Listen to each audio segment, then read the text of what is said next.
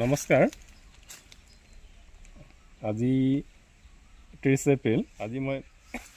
পলিনেশ্যনৰ বিষয়ে কিছু তথ্য আপোনালোকক জনাব বিচাৰিছোঁ মানে ইয়াৰ প্ৰতিটো পাৰ্টৰ বিষয়ে মানে আখৰৰ বিষয়ে আপোনাক জনাব আচোন মই এতিয়া আৰম্ভ কৰিছোঁ এই ওপৰৰ যিটো মানে পাত আছে আপোনাৰ ভেনিলা ফুলৰ বাহিৰ মানে 5টা থাকে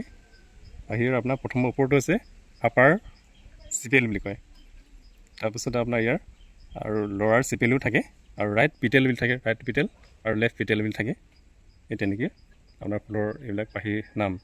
আৰু ইয়াৰ এই যিটো অংশটো দেখিছে এই অংশটো কি বুলি কয় অভাৰী বুলি কয় এই এই ভেনিলা ফুলপাহ যদি আমি পলিনেশ্যনটো ছাকচেছ হয় তেতিয়া ই বিনলৈ সৃষ্টি হ'ব তাৰপাছত ইয়াৰ ভিতৰৰ যিটো আমাৰ আমি ইয়াক যদি ফালি দিওঁ ইয়াৰ মাজত বা এনেকৈ ধৰণৰ যদি দেখাওঁ এই বস্তুটো হৈছে ষ্টিংমা এইটো হৈছে যে ষ্টিংমা আৰু ষ্টিংমাৰ তলতে ৰেষ্টলিয়াম বুলি এটা নাই মানে এটা হেৰি আছে মানে খুব মানে গ্ৰেট সঠিক এটা এইটো ৰেষ্টলিয়াম এইটো যিটো পৰ্দা বুলি কয় ধৰক এইটো ইয়াতে মানে মেল এইটো হৈছে ফেমেল আৰু ওপৰৰ যিটো আছে এইটো হৈছে পুলেন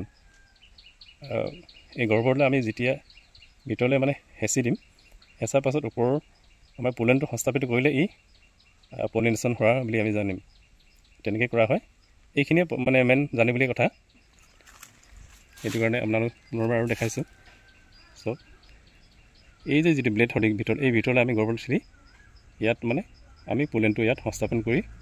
এনেকৈ প্ৰেছ কৰি আকৌ মৃদুভাৱে আমি তললৈ হেঁচিলে তাৰপিছত এই সংস্থাপিত যেতিয়া হৈ গ'ল ই আমাৰ ফাৰ্টিলাইজ হ'ল বুলি আমি গম পাম আৰু ই বিনলৈ সৃষ্টি হ'ব ধৰক এইটো আপুনি যেনে দিছে আৰু 3 দিনৰ আগত মানে তাৰপাছত মানে এই ফুলপাহ এনেকৈ ধৰণৰ ৰৈ থাকে যদি এই ফুলপাহ যদি আপোনাৰ এনেধৰণে মানে যদি সৰি পৰে ফুলটো